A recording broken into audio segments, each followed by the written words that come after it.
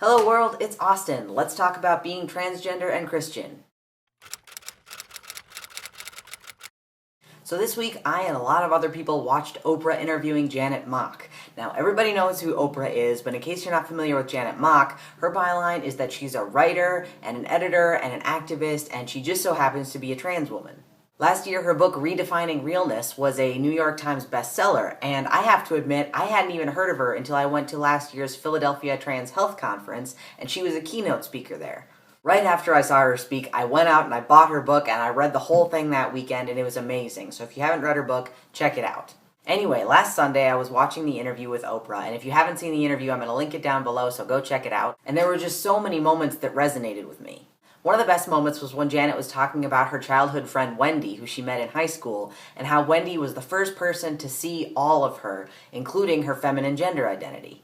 It got me thinking about how powerful it is to be really fully seen by another human being, and then that got me thinking about how powerful it is to be seen and known by God.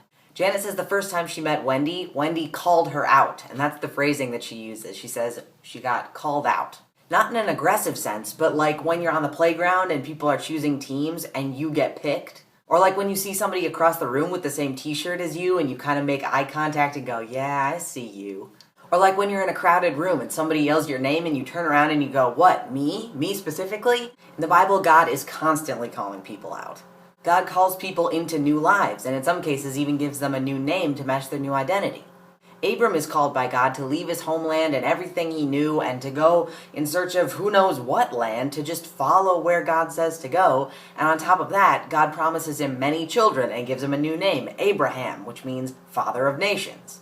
Now the question that really got me thinking here was this. Does God see the real us and see something in us that we can't see and go, yeah, I'm going to help this person reach their full potential? Or does God just pick somebody, whoever happens to be around, and make something beautiful out of their life? Did God look at Abraham and really see him and go, yeah, this guy has all the raw ingredients I need to make the person who's going to lead my chosen people? Or did God look at Abraham and really see him and go, this guy is just as much a screw up as everybody else, but I know what to do. I'm going to make him into the leader that my people will need. My guess is that it's probably more of the latter, but regardless, these famous people in the Bible, these people that we read all about, they became truly themselves because of God's work in their lives. But let's turn the tables on this God seeing the real us thing for a moment and look at a passage where we're called to see the real God.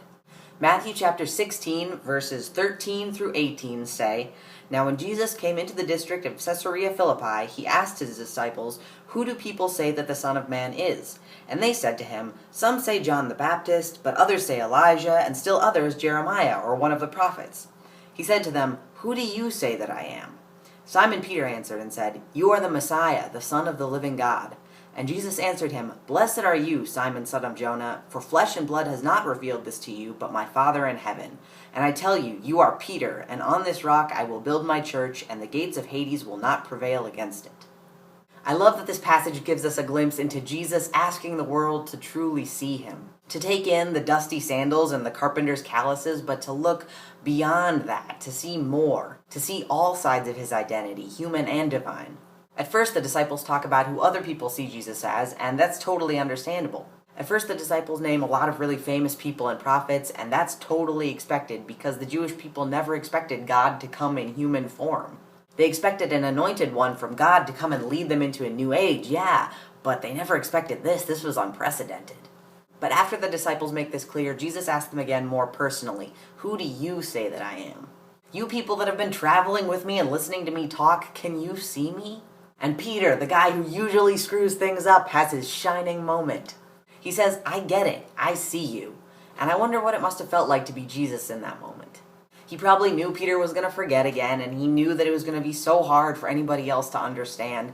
But for that moment, somebody really close to him got it. And so he returns the favor. He really sees Peter, and he tells him about his new identity and who he was going to become, and even gives him a new name. Jesus says, hey, I know you didn't do this on your own. I know you couldn't possibly have figured this out on your own. But I see you, and you see me, and I can see where you're going. So this week I'm thinking about what it means to see and to be seen. To call someone out and to recognize them, and then to be recognized myself. As trans people, we're often terrified of and desperate for recognition of our true selves. Sometimes we're afraid people will see too much, and other times it feels like they're looking right past us when they talk. Sometimes our gender identity feels like the one thing people refuse to acknowledge, and other times it feels like the only thing they want to talk about. I'm hoping that we can learn to walk in the middle of all this, to walk with a God who says, I see you, now see me too, and accept my call to become the person that you're supposed to be. We can learn to live our lives trying to recognize God in the world, even if it's just for a fleeting moment like Peter had. Maybe Jesus took strength from Peter's recognition. Maybe that human side of him just needed one person to get it. And maybe for us it can be enough in those really hard times when it feels like nobody sees us to know that at least God does. Hang on to that this week. You are known and you are seen and you are loved. I hope you're all doing well, friends. Take a moment to write in the comments if you have a comment or a question that you want answered, and I'll do my best to answer it. I'll be back here next week with more videos. Peace.